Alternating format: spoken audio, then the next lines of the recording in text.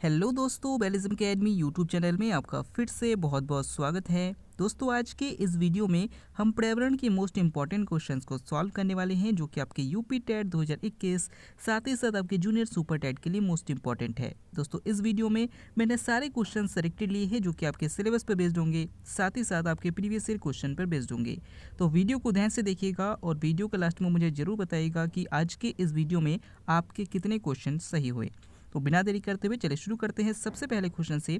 सबसे पहला क्वेश्चन है, निम्न में से कौन सा झील उड़ीसा में स्थित है। ऑप्शन आपके सामने है, सुर सरोवर झील, ऑप्शन बी डल झील, ऑप्शन सी पुलिकट झील या फिर ऑप्शन डी चिल्का झील। इसका सही आंसर हो जाएगा ऑप्शन डी चिल्का झील। दोस्तों, चिल्का झील जो कि उड़ीसा में है। अगर आपसे क्वेश्चन पूछा जाता सुर सरोवर झील कहाँ पर है, तो उत्तर प्रदेश में है। अगर आपसे पूछा जाता डल झील कहाँ पर है, तो जम्मू कश्मीर में है। और अगर आपसे पूछा जाता पुलिकट झील कहाँ पर है, तो याद रखिएगा ये तमिलनाडु और आंध्र प्रदेश में इसका विस्तार है। अगला क्वेश्चन, उत्तरी गोलार्ध पर सबसे बड़ा दिन कब होता है। ऑप्शन आपके सामने है, 3 जनवरी, ऑप्शन बी 4 जुलाई, ऑप्शन सी 21 जून या फिर ऑप्शन डी 22 दिसंबर। इसका सही आंसर हो जाएगा ऑप्शन सी 21 जून। दोस्तों, उत्तरी गोलार्ध पर सबसे बड़ा दिन 21 जून को होता है। और अगर आपसे पूछा जाता है कि 22 दिसंबर को क्या होता है, तो याद रखिएगा दक्षिणी गोलार्ध पर सबसे बड़ा दिन कब होता है, तो 22 दिसंबर को दक्षिणी गोलार्ध पर सबसे बड़ा दिन होता है। अगर आपसे पूछा जाता है उपसौर की घटना कब होती है, तो 3 जनवरी को होती है। और अपसौर की घटना 4 जुलाई को होती है। तो ये सारे क्वेश्चन इंपॉर्टेंट है, याद रखिएगा। अगला क्वेश्चन, भारत का प्राचीनतम पर्वत कौन सा है। ऑप्शन आपके सामने है, हिमालय पर्वत, ऑप्शन बी अरावली पर्वत, ऑप्शन सी नीलगिरी पर्वत या फिर ऑप्शन डी विंध्याचल पर्वत। इसका सही आंसर हो जाएगा ऑप्शन बी अरावली पर्वत। दोस्तों, भारत का सबसे प्राचीनतम पर्वत अरावली पर्वत है। अगर आपसे पूछा जाता है पर्वतों की रानी किस पर्वत को कहा जाता है, तो नीलगिरी पर्वत को पर्वतों की रानी कहा जाता है। और याद रखिएगा इसी में ऊटी नामक स्थान भी स्थित है।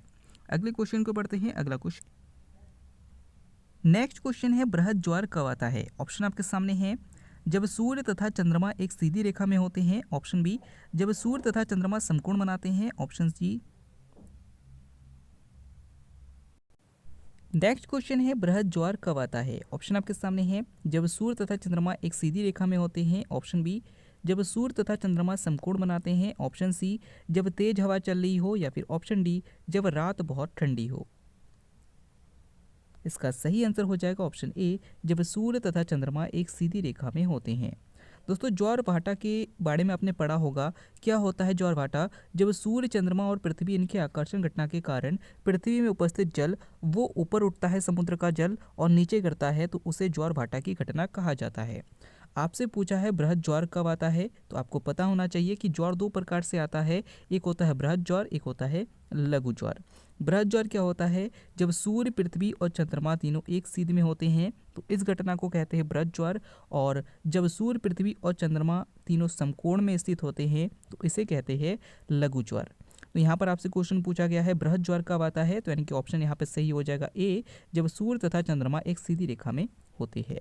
अगले क्वेश्चन को बढ़ते हैं। अगला क्वेश्चन है, नीली क्रांति किससे संबंधित है। ऑप्शन आपके सामने है, खाद्यान्न उत्पादन से, ऑप्शन बी तिलहन उत्पादन से, ऑप्शन सी दुग्ध उत्पादन से या फिर ऑप्शन डी मत्स्य उत्पादन से। इसका सही आंसर हो जाएगा ऑप्शन डी मत्स्य उत्पादन से। दोस्तों, नीली क्रांति का संबंध मत्स्य उत्पादन से है, याद रखिएगा। और अगर आपसे पूछा जाता है श्वेत क्रांति का संबंध किससे है, तो दुग्ध क्रांति से है, दुग्ध उत्पादन से है। और याद रखिएगा अगर आपसे पूछा जाता है श्वेत क्रांति का जनक किसे माना जाता है, तो वर्गीज कुरियन को माना जाता है। ये सारे क्वेश्चन इंपॉर्टेंट है, याद रखिएगा। अगला क्वेश्चन, पृथ्वी से निकटतम दूरी पर स्थित ग्रह कौन सा है। ऑप्शन आपके सामने है, बुध, ऑप्शन बी शुक्र, ऑप्शन सी मंगल या फिर ऑप्शन डी बृहस्पति। इसका सही आंसर हो जाएगा ऑप्शन बी शुक्र। दोस्तों, पृथ्वी के सबसे निकटतम दूरी पर स्थित ग्रह पूछेगा तो इसका आंसर हो जाएगा शुक्र। और अगर आपसे पूछता है सूर्य के निकटतम स्थित ग्रह कौन सा है, तो बुध। तो यहाँ पर ऑप्शन बी सही हो जाएगा शुक्र।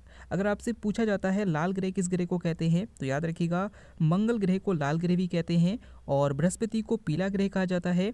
शुक्र ग्रह को मॉर्निंग स्टार, इवनिंग स्टार, पृथ्वी की बहन, इन सब नामों से जाना जाता है। तो ये सारे क्वेश्चन इंपॉर्टेंट है, याद रखिएगा। अगला क्वेश्चन, भारत और पाकिस्तान के बीच की रेखा कौन सी है। ऑप्शन आपके सामने है, डूरंड रेखा, ऑप्शन बी मैकमोहन रेखा, ऑप्शन सी मैगी नॉट रेखा या फिर ऑप्शन डी रेड क्लिफ रेखा। इसका सही आंसर हो जाएगा ऑप्शन डी, रेड क्लिफ रेखा। दोस्तों भारत और पाकिस्तान के बीच की जो सीमा है वो रेड क्लिफ रेखा द्वारा निर्धारित की जाती है। डूरंड रेखा जो है वो भारत और पाकिस्तान के बीच यानी कि पाकिस्तान और अफगानिस्तान के बीच है। और मैकमोहन रेखा जो है भारत और चीन के बीच में स्थित है। और मैग्नेट रेखा जो है वो जर्मनी और फ्रांस के बीच में स्थित है। अगला क्वेश्चन, नेक्स्ट क्वेश्चन है ऑपरेशन ब्लैक बोर्ड किससे संबंधित है। ऑप्शन आपके सामने है ग्रामीण शिक्षा, ऑप्शन बी प्रौढ़ शिक्षा, ऑप्शन सी शहरी शिक्षा या फिर ऑप्शन डी शिशु शिक्षा। इसका सही आंसर हो जाएगा ऑप्शन डी, शिशु शिक्षा।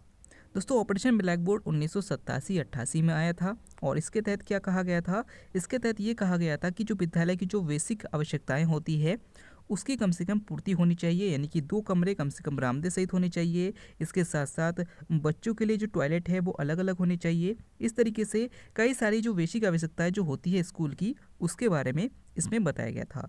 तो इसका आंसर हो जाएगा ऑप्शन डी, शिशु शिक्षा। अगला क्वेश्चन, संसार का सबसे बड़ा द्वीप कौन सा है। ऑप्शन आपके सामने है Borneo, option B Greenland, option C Madagascar या फिर ऑप्शन डी न्यू गिनी। इसका सही आंसर हो जाएगा ऑप्शन बी, ग्रीनलैंड। दोस्तों संसार का सबसे बड़ा द्वीप जो है वो ग्रीनलैंड है। अगर आपसे पूछा जाता है भारत में जो द्वीप है उसमें साल्सेट द्वीप कहाँ पर स्थित है, तो याद रखिएगा मुंबई जो है वो साल्सेट द्वीप पर ही स्थित है। अगर आपसे पूछा जाता है कि जो एलिफेंटा द्वीप कहाँ पर है, तो याद रखिएगा वो भी मुंबई के अपतटीय क्षेत्रों पर स्थित है। अगर आपसे पूछा जाता है गांधार द्वीप कहाँ पर है, तो खंबात की खाड़ी में स्थित है। तो ये सारे क्वेश्चन इंपॉर्टेंट है, याद रखिएगा। अगला क्वेश्चन, ओणम किस प्रदेश का त्यौहार है। ऑप्शन आपके सामने है Karnataka, option B Assam, option C Kerala या फिर ऑप्शन डी तमिलनाडु। इसका सही आंसर हो जाएगा ऑप्शन सी, केरल। दोस्तों ओणम जो है वो केरल का एक प्रसिद्ध त्यौहार है। कर्नाटक का प्रसिद्ध लोक नृत्य जो है वो यक्षगान है। असम का लोक नृत्य कौन सा है, तो बिहू है। और तमिलनाडु का लोक नृत्य जो है वो भरतनाट्यम है। तो ये सारे क्वेश्चन इंपॉर्टेंट है, याद रखिएगा। अगला क्वेश्चन, पृथ्वी की आयु का मापन निम्न में से किस विधि द्वारा किया जाता है। ऑप्शन आपके सामने है कार्बन डेटिंग विधि, ऑप्शन बी जैविक तकनीक विधि, ऑप्शन सी जैव घड़ी विधि या फिर ऑप्शन डी यूरेनियम विधि। इसका सही आंसर हो जाएगा ऑप्शन डी, यूरेनियम डेटिंग विधि। दोस्तों जो पृथ्वी की आयु है उसे यूरेनियम डेटिंग विधि द्वारा निर्धारित की जाती है। अगर जीवाश्मों की आयु ज्ञात करनी है तो कार्बन डेटिंग विधि द्वारा किया जाता है। और अगर आपसे पेड़ों की आयु पूछा जाए तो उसे वार्षिक वलय के आधार पर ज्ञात किया जाता है। अगला क्वेश्चन, साहित्य के क्षेत्र में ज्ञानपीठ पुरस्कार पाने वाली पहली महिला कौन थी। ऑप्शन आपके सामने है आशापूर्णा देवी, option B Subhadra Kumari Chauhan, option C Amrita Pritam या फिर ऑप्शन डी महादेवी वर्मा। इसका सही आंसर हो जाएगा ऑप्शन ए, आशापूर्णा देवी। दोस्तों साहित्य के क्षेत्र में सबसे पहला पुरस्कार जी शंकर कुरूप को दिया गया था और पहली महिला आशापूर्णा देवी थी, याद रखिएगा, इंपॉर्टेंट है। अगला क्वेश्चन, सत्यमेव जयते कहाँ से लिया गया है। ऑप्शन आपके सामने है Manusmriti, option B Bhagavad Gita, option C Rigveda या फिर ऑप्शन डी मुंडकोपनिषद। इसका सही आंसर हो जाएगा ऑप्शन डी, मुंडकोपनिषद। दोस्तों सत्यमेव जयते जो है वो मुंडकोपनिषद से लिया गया है। और अगर आपसे पूछा जाता है उपनिषदों की संख्या कितनी है, तो 108 है।